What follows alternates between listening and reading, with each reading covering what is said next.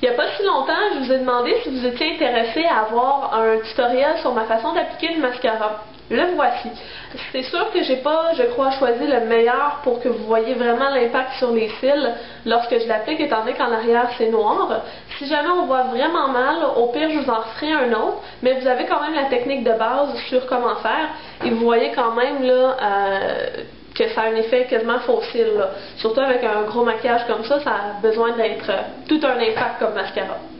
Donc on va aller voir la technique en question. Pour ma façon d'appliquer le mascara, j'y vais en deux temps. Pour me faciliter la tâche, je trouve que les mascaras de Maybelline XXL Pro, celui-là c'est volume, il y a aussi curl, il y a plein de sortes. C'est le fait qu'il y ait deux côtés, ça me permet de séparer un peu les étapes dans ma tête, mais vous pourriez le faire avec un mascara qui est uniquement un seul côté, juste le noir. La seule chose, c'est que vous devez vous assurer qu'il ne sèche pas trop rapidement non plus pour que vous puissiez justement en ajouter sans que ça ait effet, ça donne un effet grumeau. Je prends le côté blanc dans ce cas-ci, comme ça c'est facile de ne pas oublier de rajouter la partie noire. Et je fais tout simplement en mettre avec le bout où il y a plus de produit sur mes cils, parce que cette étape-là me permet d'aller chercher le volume, si on veut. Donc j'en applique également sur les cils, quoique également n'est peut-être pas le bon terme, j'en applique beaucoup plus à la base des cils ici, au coin externe, comme vous pouvez le remarquer. Une fois que ça est appliqué, je le laisse sécher, mais pas trop. Il faut qu'il reste un petit peu là... J'oserais le mot collant. Donc j'attends un peu. Ensuite de ça, c'est au niveau de la technique de l'application du noir qu'on va aller tout changer au niveau du volume. Donc, moi ce que je fais, un truc, pour ceux qui écoutent les grandes gueules, vous allez comprendre, je prends mon noir, j'utilise quand même une bonne quantité au niveau de la brosse, mais je ne le retremperai probablement pas. Donc je vais travailler avec ce que j'avais dès le départ. Le truc en question, c'est que je vais mettre à la base des cils et je vais faire un mouvement de zigzag tout en montant. Ça va me permettre d'en déposer beaucoup plus à la base qu'aux extrémités. Donc je vous montre, je mets ma brosse à la base, je fais des zigzags et je monte. Je vais appliquer un petit peu de couleur avec le bout, ici, un petit peu de mascara, pour m'assurer que mon petit cil ici, là, celui du point externe, en a une bonne quantité. Donc, je fais ça ici. Là, je vais tout simplement droit. Je fais pas le petit mouvement zigzag. J'y vais au coin interne, encore une fois avec le petit mouvement zigzag.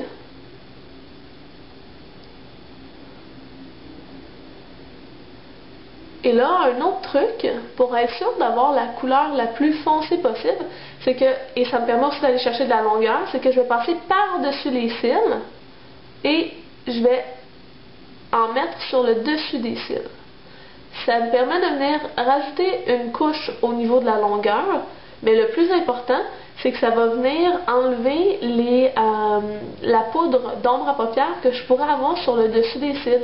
Tu sais, mettons quand on fait un maquillage qui est super pâle, bien souvent on va avoir les cils qui vont être quasiment blancs. Donc le fait d'aller chercher cette petite couche-là, ça vient là permettre d'avoir une belle opacité au niveau des cils. On m'a dit aussi qu'il y avait possibilité de mettre de l'ombre à paupières noire sur les cils avant que le mascara soit sec complètement pour venir là, aller chercher une autre, un côté encore plus foncé puis opaque. Là, j'ai beaucoup travaillé mon mascara, je vais attendre un peu. Et je vais appliquer une troisième couche, parce que là on veut vraiment un effet dramatique. Avec un maquillage comme ça, on peut pas y aller avec une couche de bébé, là. Il faut en mettre, là. Donc j'attends encore un tout petit peu, pas trop pour pas qu'il soit sec, mais assez pour pouvoir encore mettre d'autres mascaras par-dessus. Et je vais en appliquer encore un petit peu, mais je fais pas trop le mouvement zigzag, parce que je me suis rendu compte que ça venait coller les cils ensemble quand on le faisait rendu à cette étape-là. Et il faut s'assurer aussi de ne pas avoir des motons, des grumeaux au bout des cils. Parce que ça ferait comme si le cil avait une grosse tête au bout, ce qui n'est pas nécessairement le but. Et une fois que cette couche-là est appliquée, moi, je vais appliquer celle d'en bas. Et encore là, je fais encore le petit mouvement. Mais je viens faire attention de ne pas faire toucher ma brosse directement à ma peau pour pas venir tacher. Là, c'est pas trop pire, ce qui est en dessous, c'est noir, là. Mais quand on a un maquillage pâle, puis qu'on vient rater ça en se collant la brosse dessus, c'est pas nécessairement bon. Je l'ai déjà expliqué dans d'autres vidéos, mais si jamais vous avez une bavure de mascara, première étape, la laisser sécher. Donc, une fois qu'elle est sec, mais vraiment sec, là, pas humide, là, il faut qu'elle soit sèche. À ce moment-là, vous prenez un goupillon. Et si elle est bien sèche, ça va fonctionner et ça va être sans douleur. Vous prenez un goupillon comme ça ici, qui est dans le fond l'embout d'une brosse de mascara, là, tout simplement. Et vous venez gratter la petite tache en question. Elle va s'enlever d'un coup. Il n'y a vraiment pas à s'en faire. Donc, c'est ça, dans le fond, le truc pour l'application du mascara qui fait un effet ultra volumineux.